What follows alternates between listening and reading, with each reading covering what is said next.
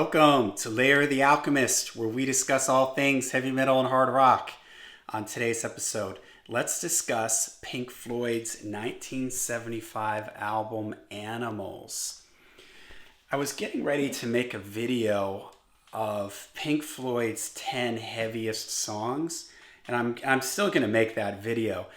But one of the first albums I grabbed just to get my thoughts going was Animals, and I was thinking that maybe I would pick Dogs from this album. I wasn't sure, so I put the album on, and I landed up just listening to it from beginning to end, and I just really got into it and was digging it, and I thought, you know what, I'm going to make a video just on this album.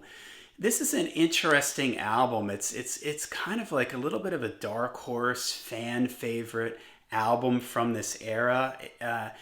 Not really any songs from this record get played a lot on classic rock radio. I mean, you do occasionally hear. I've heard Pigs, 3 different ones on the radio, but I think where this album sits in their discography, you had some really big albums before it and after it. The album right before this was Wish You Were Here, and you had the title track and Have a Cigar. Those get played on the radio a lot. Before Wish You Were Here, you had Dark Side of the Moon. You know, what can be said about that album? Huge album, bunch of songs from that get played on classic rock radio all the time. And the album that followed this was The Wall, which of course was a huge, massive hit. Lots of songs on that album that get played on classic rock radio. So this album, in some ways, it falls between the cracks a little bit from this era of the band, and I think it's just because you've got The Wall on one end and you've got Dark Side of the Moon on the other, and then Wish You Were Here, and they're just such massive albums that I think sometimes this album gets a little overlooked, and it's really a great record. And when I was listening to it, you know, a bunch of things struck me about it. It has a really, for me, kind of cold, little dark, angsty feeling to it. I think some of that is brought out for me in the album cover. This album cover was when I did some videos on awesome album covers. This was one of them, and sort of this whole like industrial and smog, and the pictures on the inside of the album here of like kind of decaying buildings and, you know, more smog and everything. It just sort of, to me, sums up the feeling of the album for me, which is sort of this cold, industrial, pollution, or, you know, decaying buildings, decaying society, you know, sort of all this for a symbolism of the decay of society. And the album is a concept album in some ways. There's really only 3 songs on the record. There's Dogs, Pigs, and Sheep. Each one sort of representing a different person in society. Dogs, the aggressive people. Pigs are the greedy people. Sheep are the passive followers. And then you have the Pigs on the Wing, a little short acoustic thing that begins and ends the album. And the album it just has this sort of, as I was listening to it, it just has a real dour kind of, apocalyptic, nihilistic feel to it in a lot of ways. And most of the songs were written by Roger Waters. There is a David Gilmour is in on Dogs, I believe it is, and that's the only one that David Gilmour sings on, and even Roger even sings on part of that too. I could be wrong about the songwriting. It might all be Roger Waters. I forgot to check that, but it's in some ways it doesn't have the immediately likable songs like that you would get on Dark Side of the Moon with like Money, or on The Wall with something like Young Lust or something. You know, there really isn't anything like that on this record. These 3 main songs are all pretty long, and you know, they've got a lot of changes to them, and they're Pink Floyd, I think I brought this up in other videos, is Pink Floyd a progressive rock band? I mean, I would say that they are. They're not progressive in the sense of a lot of keyboard solos and guitar solos and time signature changes and things like that. They're more progressive in the way they put their songs together, the conceptual nature of what they do.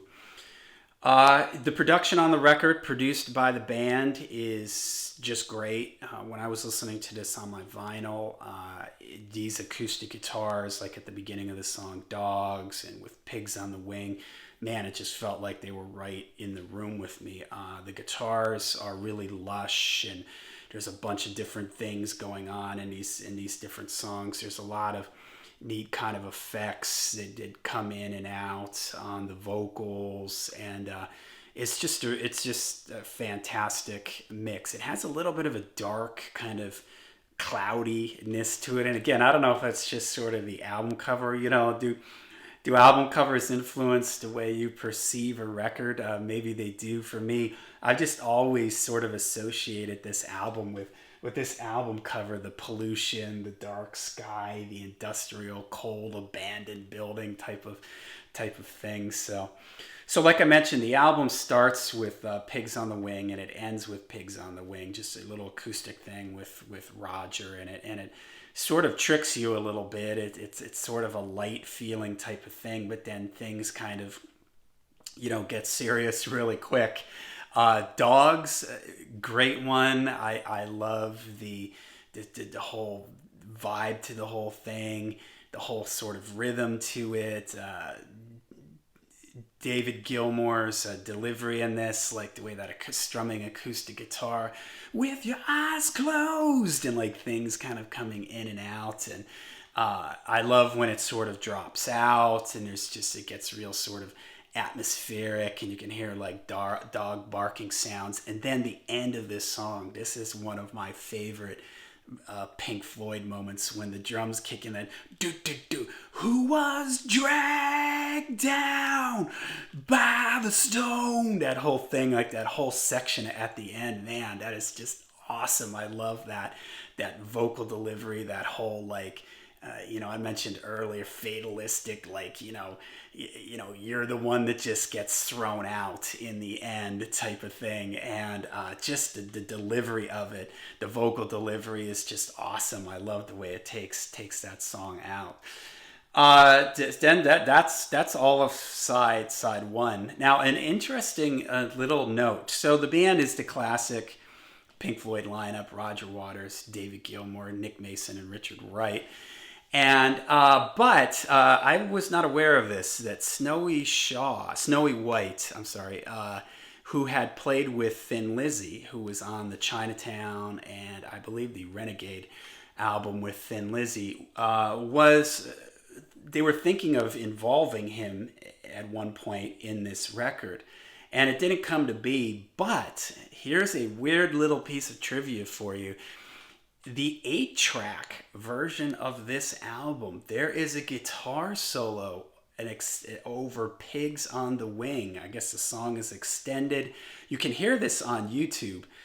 There's a guitar solo from Snowy White, and it only exists on the 8-track version of this album. So strike up a rare victory for 8-track. I mean, how strange is that, right? And if you look on YouTube, you can find it. It's just a really interesting little piece. And I never realized. I heard that a long time ago, and I just assumed it was David Gilmour, but it wasn't. So just a weird little piece of Pink Floyd trivia for you. So side 2 starts with Pigs. This is another one that always felt really kind of creepy to me. That keyboard line, do do do do do do do do do do. That the sound of the keyboard at the beginning there, and the bass solo thing at the beginning, and then when the whole band kicks in, then it almost takes on like a little bit of like a kind of a funky feeling, but like a dark minor key funky thing to it, with Roger spitting out his sort of venomous lyrics. Roger's always at his best when he's sort of, has a little bit of that anger to his voice and his delivery, So that's a cool one. I always loved pigs. Next is sheep.